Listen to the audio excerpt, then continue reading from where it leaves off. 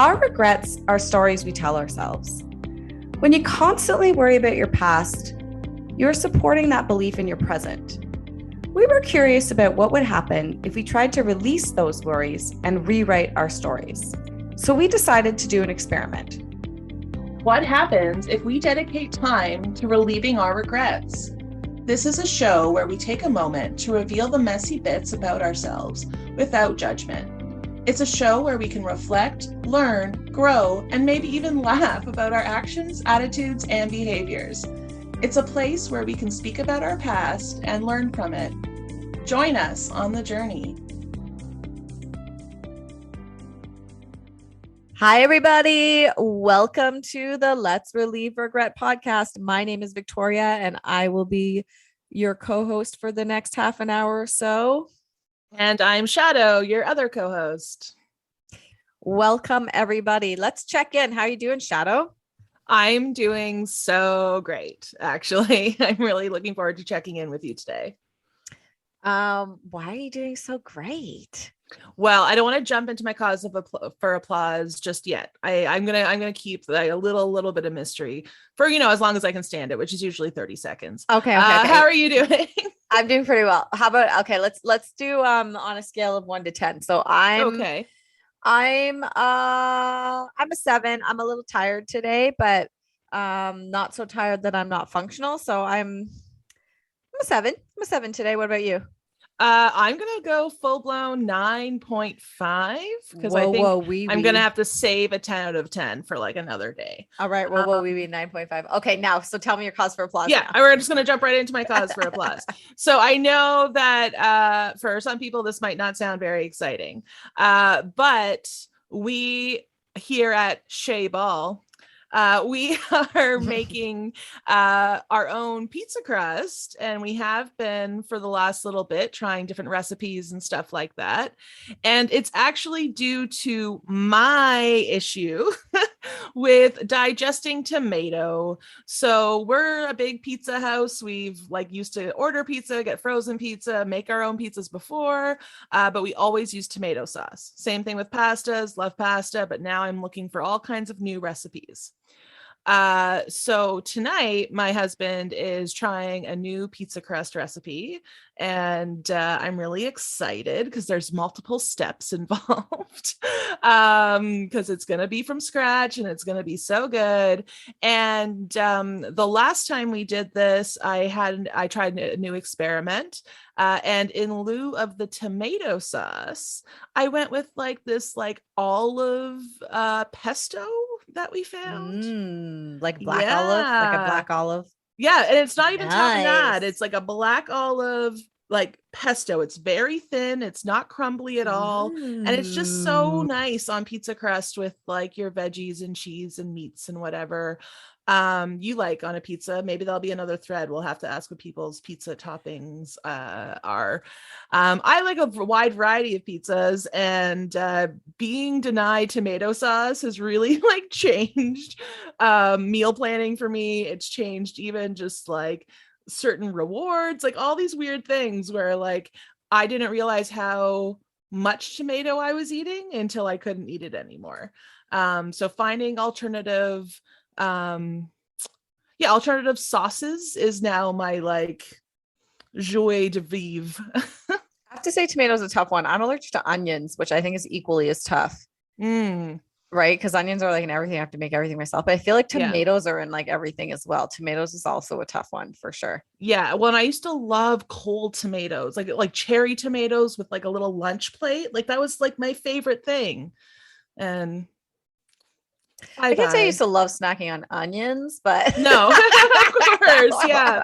I feel like onions are pretty divisive. I love onions. I love onions in everything. My husband does not love them, but he puts up with them sometimes. And for certain dishes, for tacos, right? I can't imagine having tacos without onion. Yeah, I mean, they're hidden in a lot of things too. See, I can't imagine having them with now, but I've known about my allergies for 15 years, but yeah. It was a tough one to get used to for sure. I couldn't do any canned spaghetti sauce, right? Can't do Italian restaurants, can't do Indian food, can't do Mexican food, right? So it was a tough one. So anyway, so that's a huge Yeah. cause for applause. That's so Yeah. exciting. Yeah, I'm Pizza gonna get that you can yeah. eat. Yeah, something I can eat, and my husband's making it, and I just have to enjoy eating it. So I'm excited.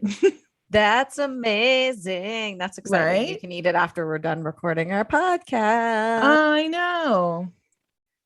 So my cause for applause. Yeah. Okay. Is it dinner related or not? I'm sorry. Well, no, I'm gonna I'll make it food related. Yeah, So great. I have a little community garden plot, which is awesome because I live in a building and I don't have balconies, but oh man, my harvest this year is so great. And I'm on my Wow. last harvest because it's starting to get cold here. But my pepper plants did amazing. I had so many hot peppers and also had so many like green and red sweet peppers. Amazing. So I just did my last harvest. I cannot believe how much vegetables I got off of this little patch of land that's probably 5 feet by 2 feet. That's like my patch of soil. And Amazing. yeah, so I did a harvest. So I'm excited about that. And I have kale growing in there and I'm going to try and keep it going. If you cover your kale, you can keep it going through the winter. Okay. So last year I kept harvesting my kale all the way through till February. Nice. So I'm going to prep my kale, but everything else in my garden's done now. I've harvested all my peppers and tomatoes and everything. It's done. But yeah, that's my cause for applause. That I had an awesome harvest this year out of my little community garden patch. So food related too. I did love not that. grow onions. Yeah. I mean, of course you don't. I feel terrible because my mother-in-law does grow tomatoes and makes this like amazing chili sauce. And I'm sorry, mama. I can't. That's okay. You can't. It's not your fault. Yeah, it's true. Let it go. Oh my gosh. Let it tomato. Relieve a friend of mine regret. has saying that I really like, which is tomato potato instead of tomato. I love tomato potato. I just think it's really, really cute and a great way to like check in with each other's understanding. It's fun. Who's going first today? I can go first with our regrets and relieving said regrets. All right. Yeah, I think I went first last time. I actually had something to say about the garden plot though. Oh yeah. Oh, sorry. No, that's okay. It shows how little I know about gardening because I thought you were going to say the harvest has been bad this year. Only because I don't know about you, but I'm not noticing like very vibrant fall color change. And I feel like last year, and like my memories pop up because I do take lots of pictures. So last year I'm noticing that like around this time, I had all these gorgeous tree pictures and 2 years ago and 3 years ago. And this year, the trees just aren't really as vibrant, I guess. Well, I think we're still like a week away in Toronto. I know another part in Toronto, everybody. Thank you, climate change. Not really thank you. I'm being sarcastic, but yeah. Yeah, I mean, it's been 20 degrees and it's now October, mid-October, right? It shouldn't still be 20 degrees out. So I think the trees are just taking their time changing. Yeah. But in terms of the garden, we had lots of rain this summer. And I think, but I'm not sure if anybody out there knows, I think that affects the colors and that's why we're not getting as much colors. But for gardening, it was great because we had lots of rain this summer. We had lots of rain and then we had lots of hot sun too. So it really made for great tomatoes and peppers and cucumbers. Yeah. But I think it's the opposite land for trees. So I think you're correct. I think if we're wrong, let us know. Send us a message, I think everybody. there's something to do with like cold nights need to happen in order to get the tree color change or whatever. But again, I'm not 100% sure on all that. And it actually ties into my regret. So I could get started if all right, ready. Segue. Good segue. All right, go for it. Thank you. I have an experience I need to let go of to move forward. I regret quitting outdoor recreation. When I was a kid, I loved hiking, biking, swimming, fishing, anything that kept me outdoors. I even loved going into those quinzies, the snow little, it's hard to describe. It's like an igloo, but not because it's only made out of snow. But that was like a really big highlight of my childhood is sleeping in quinzies. The consequence I'm missing out on now is that I I refuse, not necessarily refuse, I guess I resist getting back into these activities because I recognize I would have to get into them at a beginner level. And that really bums me out because it means I've lost all this progress from giving it up at such a young age. There was a lot of factors that went into the decision of giving these up. One of the reasons was that it became impossible to find clothes for me to fit me for these activities. As a young woman, 13, 14, I was developing quite quickly. And really, the only choice I had for clothes that fit in my size was office wear.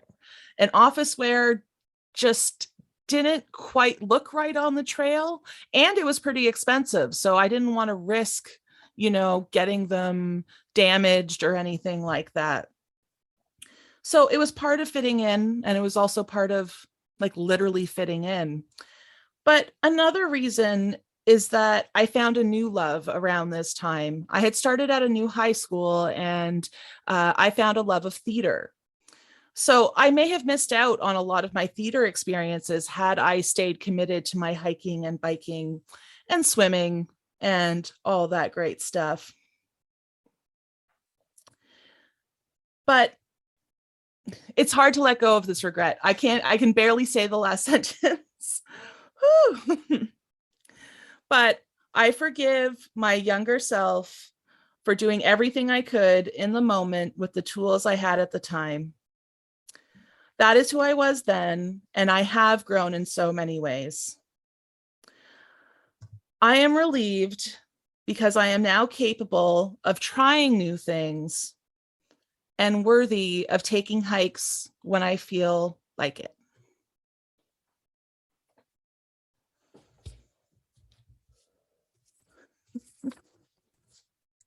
Thank you for sharing. That was a big one for you. Yeah. Do you want feedback or you just want to be heard? For this one, I just want to be heard. Maybe I'll be ready for feedback on this one later. I think I'm still processing this. I had to hold back tears a few times there because I just remember feeling so free. I remember feeling so free on a bike and just like, biking to the lake and going swimming all day with my friends. And like, again, thinking back that at like 13, that would be so much freedom. Like my parents, as long as I didn't have a cell phone or anything. But yeah, at a certain point, all I had was like just not the right clothes at all. And that shouldn't have been enough to like take me out of it, but it really was like, and also just like boys at that time kind of like making fun of like just how my body looked. And and I was also uncomfortable with how my body looked. And I think it's taken me like another 20 years to even get slightly comfortable with that. So just heard today. Heard today is good.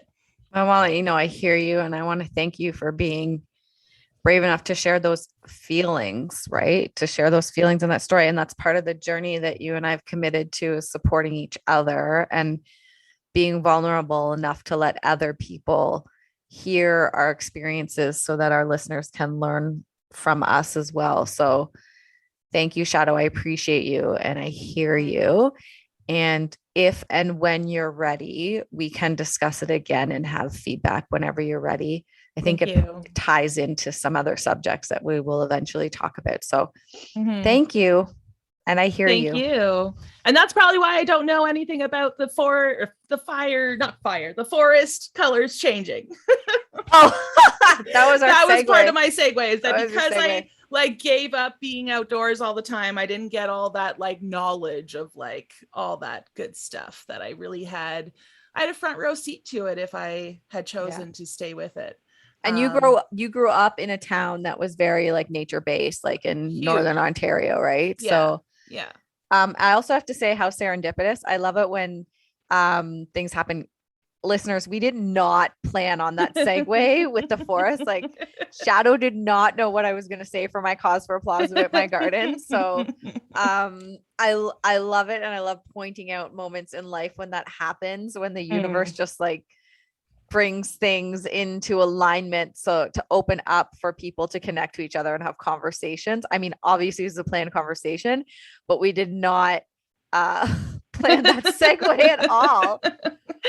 And speaking of unplanned segues, do you have a regret to share today? I sure do. The other thing I want to mention, which we haven't mentioned, is we don't know what each other is going to say as well. So it's always a surprise, like the conversation, whatever regret I relieve and whatever regret Shadoe relieves, it's a surprise to each other. So very serendipitous day today. So thank you, Shadoe. I love you. I love you. Okay, no segue into mine, but mine is also kind of an interesting, similar. It's about the things that I let go of also when I was a teenager. So, okay, here we go. Great. I have something that I want to let go of in order to move forward. Here it is. When I was a kid and then into being a teenager, I was a genius at the piano. So I had my grade 6 piano by the time I was 11 years old. So I had my grade 6 Royal Conservatory piano basically by the time I was in grade 6, which is really hard. By the time I was in grade 9, I could play 7 instruments. I was in a saxophone quartet. I was in a band. I played flute. I was in a jazz band. I was in a choir that toured Europe and the States. I effing loved it. I loved music. I just loved it.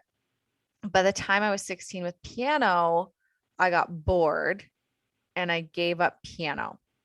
There weren't many piano teachers in the small city that I grew up with that could teach piano beyond grade 6. So in terms of grades for piano, it goes to grade 8 and then it goes to teacher. So the biggest is grade 10. They're graded, but I was playing at a grade 10 level already by the time I was 16.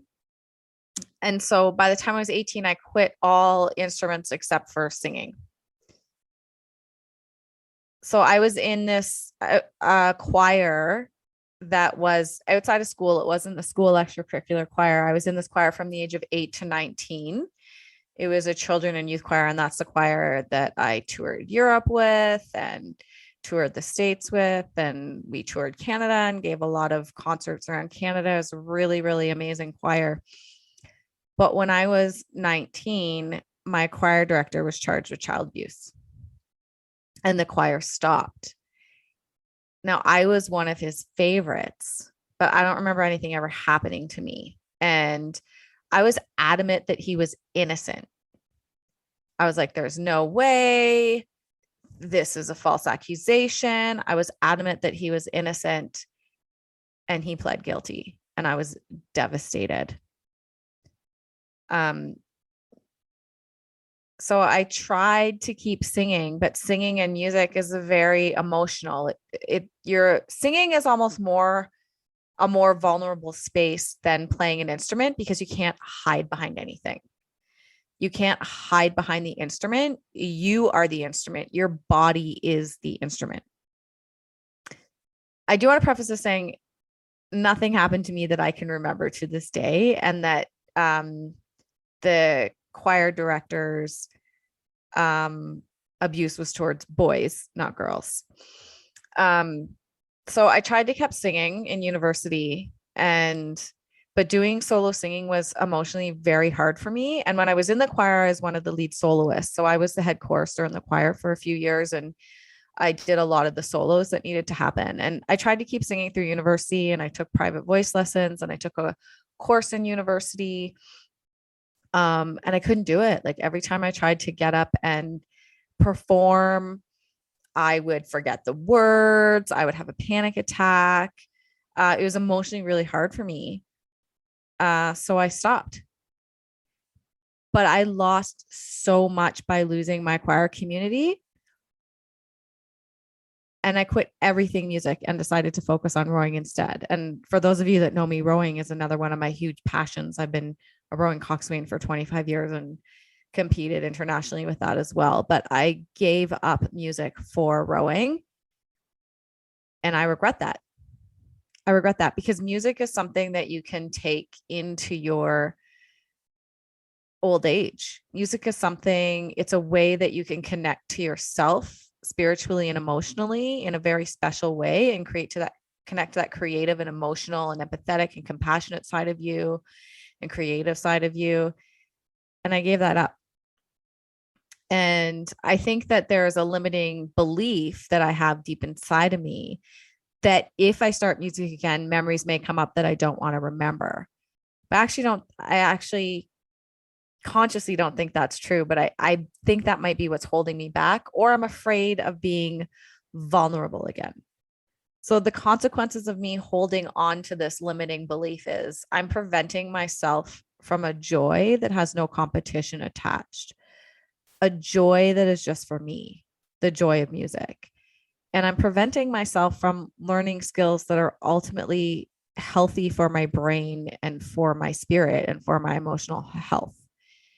And so this is something that starting today, I'm working on letting go of that limiting belief and relieving this regret. But this one's a big one for me. And I think it's going to be a process more than just exposing to the world my regret, shame, disappointment in myself about giving up music, expectations. But today is the day that it starts. So I did everything that I could in those moments with the tools that I had at the time, and that's okay. I will no longer judge myself. That's who I was then, and I've grown since then. And I relieve the pressure I put on myself for not picking up music again, or the pressure I put on myself to try and pick it up and I keep avoiding it. Whether I do or don't bring music back into my life, that's okay. I forgive myself.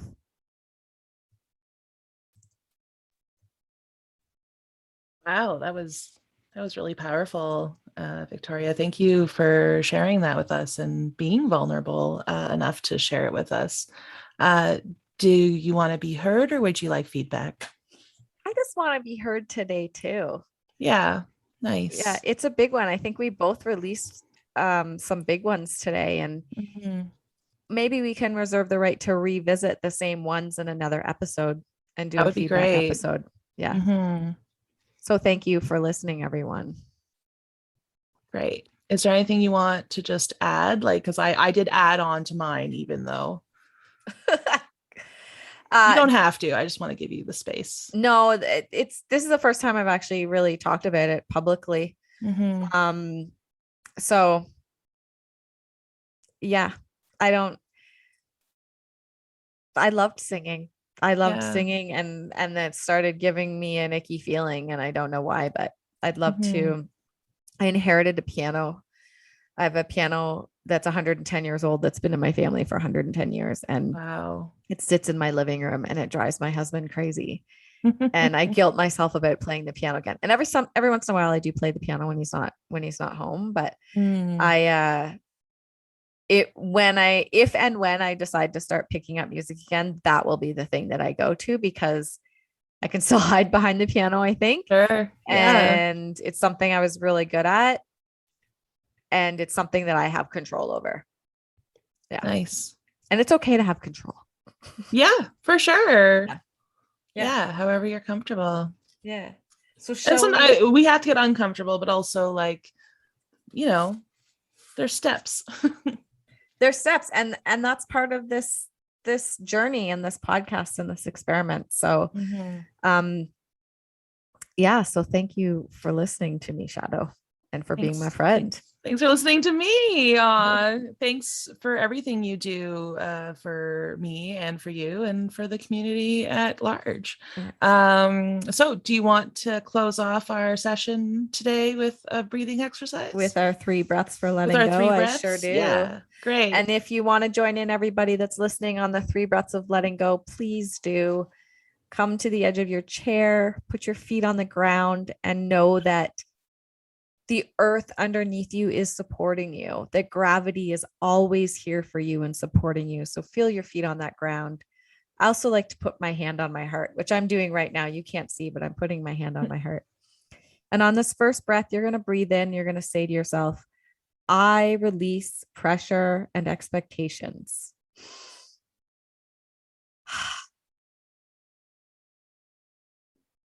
And on the second breath, you're going to say to yourself, I relieve my regrets. My past does not define me.